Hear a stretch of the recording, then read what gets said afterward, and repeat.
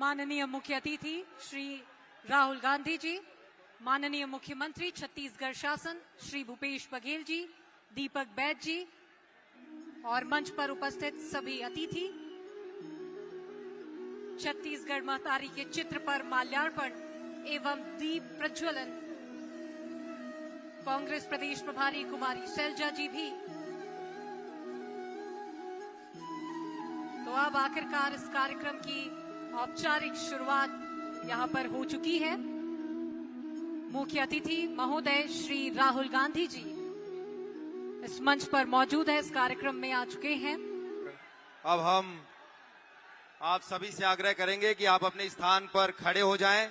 छत्तीसगढ़ के राज्य गीत के लिए उनके सम्मान में हम आप सभी से आग्रह करते हैं, सभी दर्शकों से और मंचस्थ सभी अतिथियों से आग्रह करते हैं कि आप खड़े हो जाएं और छत्तीसगढ़ का राज्य गीत यहां पर गाया जाएगा।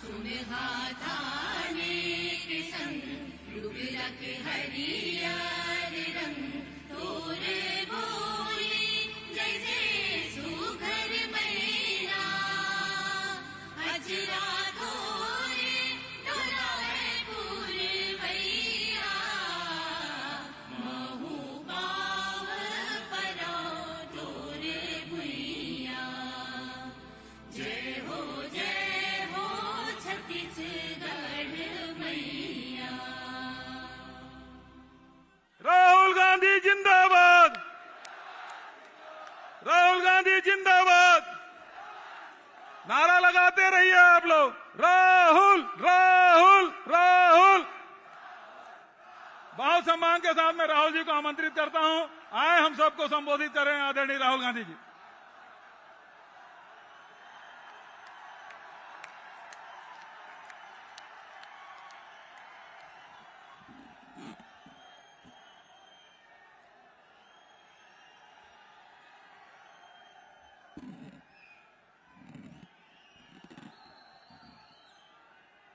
कुमारी शैलजा जी,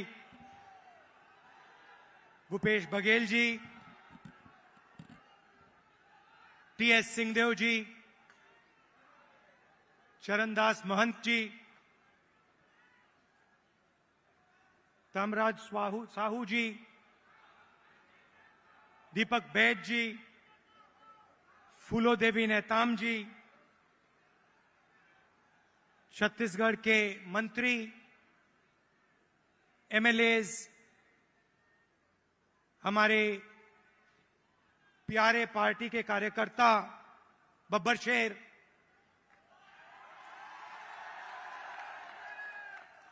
और शेरनिया, भाइयों और बहनों, छत्तीसगढ़ के युवाओं,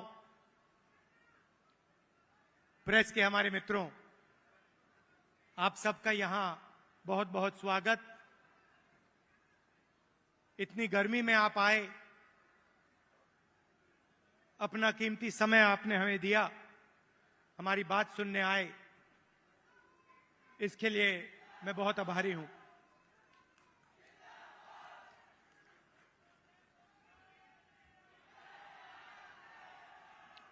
कुछ ही महीने पहले कर्नाटक में चुनाव हुआ। एक तरफ बीजेपी और उनकी विचारधारा, दूसरी तरफ कांग्रेस पार्टी हमारी विचारधारा।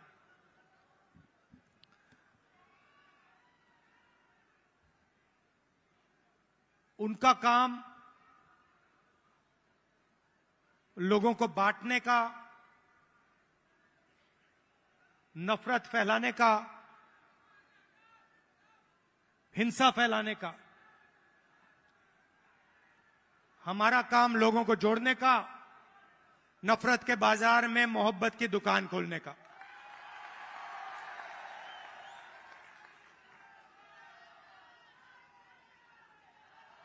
और कर्नाटक में हमने कहा, जैसे पहले हमने छत्तीसगढ़ में वायदे किए थे, किसानों को सही दाम देने का वायदा जो हमने पूरा किया, किसानों का कर्जा माफ किया, बिजली बिल हाफ किया, जैसे हमने यहां वायदे किए थे वैसे ही हमने कर्नाटक में 5 वायदे किए। चुनाव से पहले बीजेपी के लोग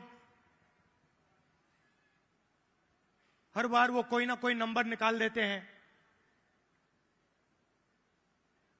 कोई कहता है 230 सीट आएंगी, कोई कहता है 250 सीट आएंगी, मगर कर्नाटक में कर्नाटक के हर गरीब व्यक्ति ने पूरा दम लगा के कांग्रेस पार्टी को जिताया।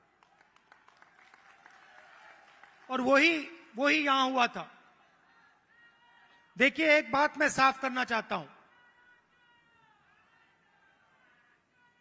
बीजेपी और नरेंद्र मोदी जी हिंदुस्तान के 2-3 अरबपतियों के लिए काम करते हैं। नाम आप जानते हो।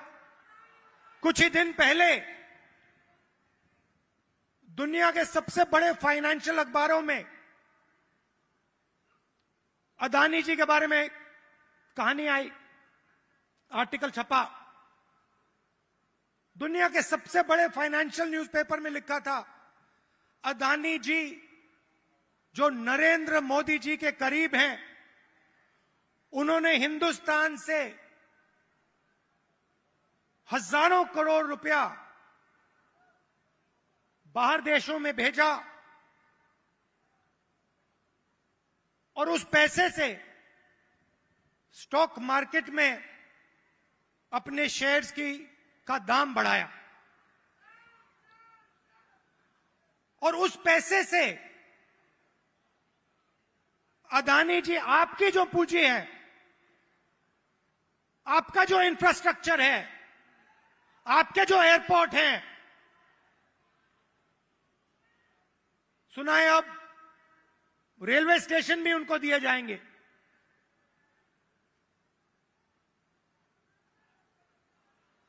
पूरा का पूरा एक व्यक्ति के हवाले किया जा रहा है।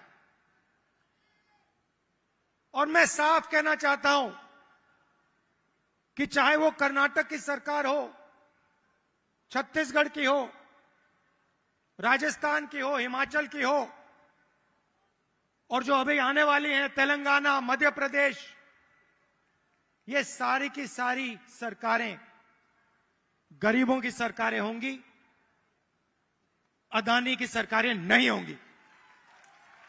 और प्रधानमंत्री को साफ कहना चाहिए, देश को बताना चाहिए और छत्तीसगढ़ के युवाओं को बताना चाहिए कि वो अदानी जी पर इंक्वायरी क्यों नहीं करवा रहे हैं। ऐसी क्या बात है कि नरेंद्र मोदी जी अदानी जी पर इंक्वायरी नहीं करा सकते हैं? 2-3 सवाल हैं भाई और बहनों, युवाओं। ये जो हजारों करोड़ रुपए हिंदुस्तान से बाहर गया, ये पैसा किसका था? पहला सवाल, ये अदानी जी का पैसा नहीं था, ये किसी और का पैसा था। किसका पैसा था? ये पहला सवाल है। प्रधानमंत्री जी कोई इंक्वायरी नहीं करवाएंगे। मैं आपको साफ कह देता हूं, हिंदुस्तान का प्रधानमंत्री अदानी जी पे कोई इंक्वायरी करा ही नहीं सकता, क्योंकि अगर उसका इंक्वायरी का नतीजा निकल गया तो नुकसान अदानी जी को नहीं होगा, नुकसान किसी और को होगा। तो छत्तीसगढ़ में हमने क्या किया? छत्तीसगढ़ में किसानों को धान के लिए सही दाम दिया। और आज आप सारे प्रदेशों को देख लीजिए, लिस्ट निकालिए, सवाल पूछिए, धान के लिए सबसे ज्यादा पैसा कौन से स्टेट में मिलता है? जवाब मिलेगा छत्तीसगढ़, छत्तीसगढ़, छत्तीसगढ़। और प्रधानमंत्री जी यहां आए थे, मुझे याद है, बीजेपी के सब नेता आए थे और कहा था कि कांग्रेस पार्टी इस वायदे को पूरा नहीं कर सकती है। कहा था पैसा नहीं है। हमने साफ दिखा दिया, पैसा है और वायदा पूरा हमने कर दिया। जहां भी हम जाते हैं, हम झूठे वायदे नहीं करते। 15 लाख रुपए का वायदा हम नहीं कर सकते। नरेंद्र मोदी जी ने कहा था काला धन वापस आएगा, 15 लाख रुपए बैंक अकाउंट में जाएंगे। उल्टा हजारों करोड़ रुपए हिंदुस्तान से बाहर जा रहा है। इंटरनेशनल अखबार कह रहे हैं कोई इंक्वायरी नहीं।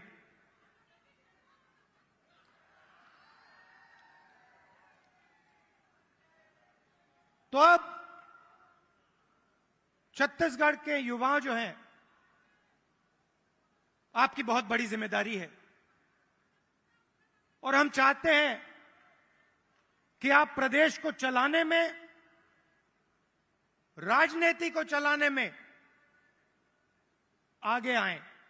आपको पीछे नहीं रहना चाहिए। आपकी जो नई जनरेशन है, भविष्य आपका है। आने वाले समय में छत्तीसगढ़ आपका है और आपको आगे बढ़ना पड़ेगा। और इसीलिए हमने राजीव युवा क्लब आपके लिए बनाए हैं। हर क्लब को 1 लाख रुपए, 3 लाख युवाओं को क्लब में हमने जोड़ा है। और ये ऐसे नहीं जोड़ा है, मैं आपको साफ बताना चाहता हूं। हमने इसलिए जोड़ा है कि आप इस प्रदेश को चलाने में, इस प्रदेश को चलाने में आप भाग लें। और हम आपके लिए राजनीति के दरवाजे खोलना चाहते हैं कि कुछ ही सालों में आपके बीच में से छत्तीसगढ़ के एमएलए, प्रधान, नेता चुन के आए। इसलिए हमने यह काम किया है। 2-3 चीजें मैं और कहना चाहता हूं।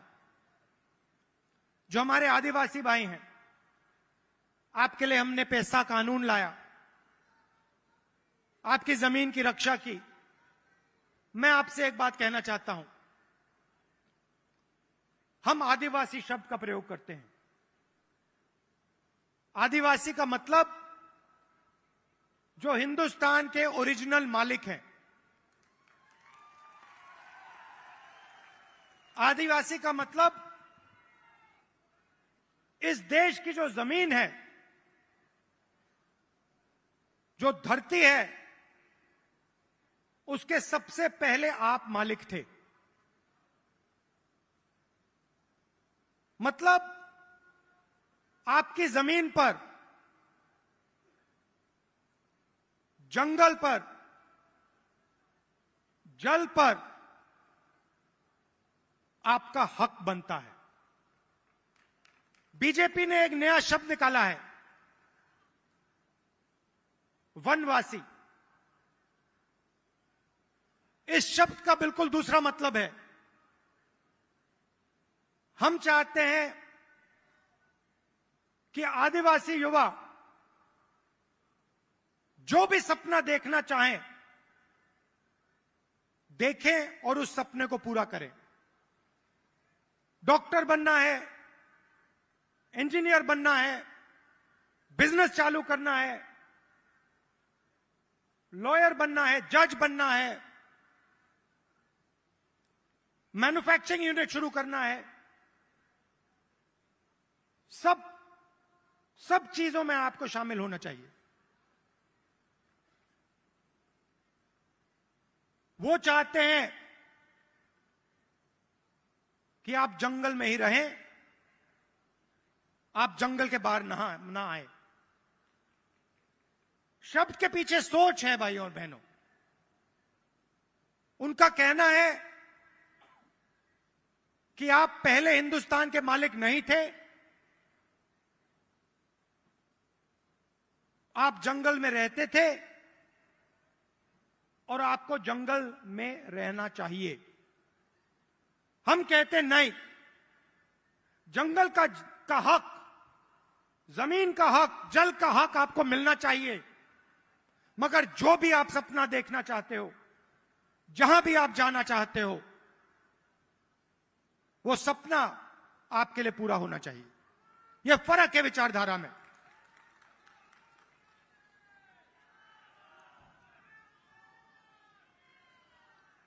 और पूरे देश में भाई और बहनों, पूरे देश में ये नफरत फैला रहे हैं। आदिवासियों को नया नाम दे देंगे, एक धर्म को दूसरे धर्म से लड़ा देंगे, एक भाषा को दूसरी भाषा से लड़ा देंगे, एक जात को दूसरी जात से लड़ा देंगे। हमारा काम जोड़ने का है। जहां भी ये नफरत फैलाते हैं, चाहे वो मणिपुर हो, असम हो, कर्नाटक हो, जहां भी ये नफरत फैलाएंगे, कांग्रेस पार्टी के कार्यकर्ता वहां जाकर मोहब्बत फैलाएंगे।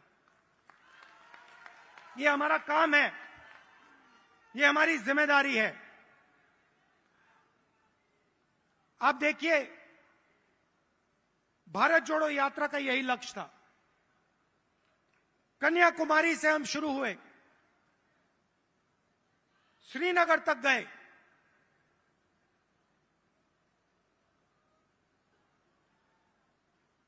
मीडिया में इन्होंने, बीजेपी के लोगों ने हर रोज ये कुछ ना कुछ उल्टा सीधा बोलते हैं, नफरत फैलाते हैं। भारत जोड़ो यात्रा ने पूरे हिंदुस्तान को जोड़ने का काम किया। हर धर्म को, हर जात को, हर भाषा को हमने याद दिलाया कि आप सबसे पहले हिंदुस्तानी हो और आप सबको एक साथ मिलकर, मोहब्बत के साथ, इज्जत के साथ रहना है।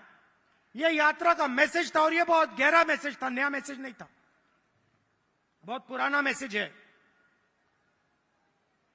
सदियों से यहां पे छत्तीसगढ़ में और बाकी प्रदेशों में लोगों ने यह मैसेज दिया है और यही कांग्रेस पार्टी का और हिंदुस्तान का डीएनए है। हम जोड़ते हैं, वो नफरत फैलाते हैं। हम किसानों के लिए, मजदूरों के लिए, छोटे व्यापारियों के लिए काम करते हैं, वो 2-3 अरबपतियों के लिए काम करते हैं। कुछ साल पहले मैंने बघेल जी से एक बात कही। मैंने कहा, जहां भी मैं जाता हूं, मैं युवाओं से पूछता हूं, आपके सामने सबसे बड़ी मुश्किल क्या है? बीजेपी ने जो हिंदुस्तान की रीढ़ की हड्डी है, आर्थिक रीढ़ की हड्डी है, उसको तोड़ दिया है। जो छोटे व्यापारी थे, जीएसटी और नोटबंदी ने उनको खत्म कर दिया, जानबूझ के खत्म किया। और जब भी मैं इनसे पूछता हूं, आपके सामने सबसे बड़ी मुश्किल क्या है, कहते हैं बेरोजगारी। और मैंने छत्तीसगढ़ के चीफ मिनिस्टर से कहा, देखिए, छत्तीसगढ़ में अलग अलग स्किल्स हैं, हर डिस्ट्रिक्ट में आप कुछ ना कुछ बनाते हो, मगर जो छोटे बिजनेस वाले होते हैं, उनको बैंक का पैसा नहीं मिलता, उनको मीडिया का सपोर्ट नहीं मिलता।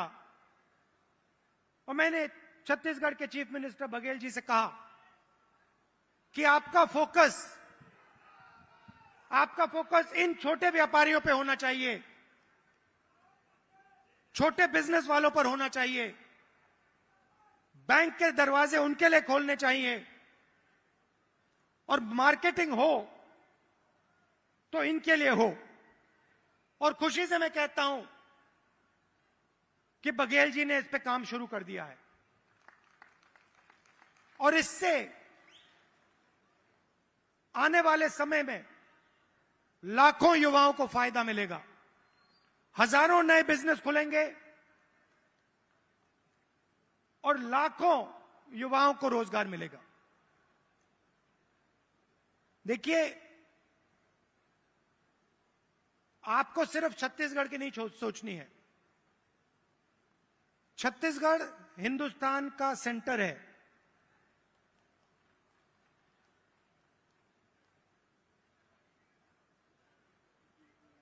बंगाल से गुजरात कोई जाता है, छत्तीसगढ़ से निकलना पड़ता है। आप सेंटर लाइन पे हो और आपको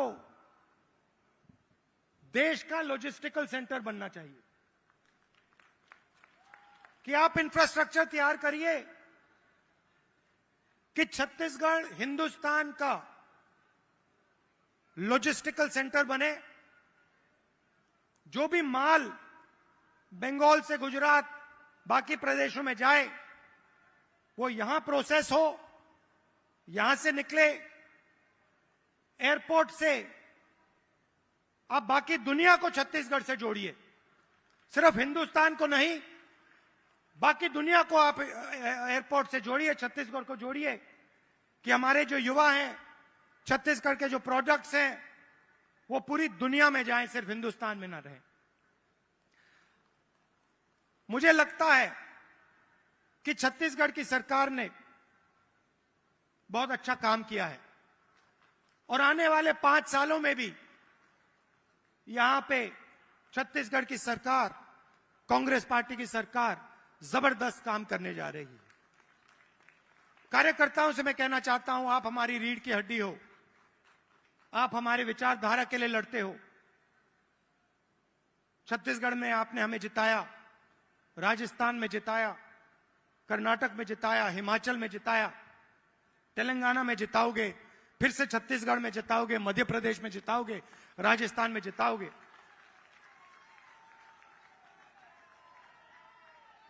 हमारी बघेल जी, हमारी सरकार को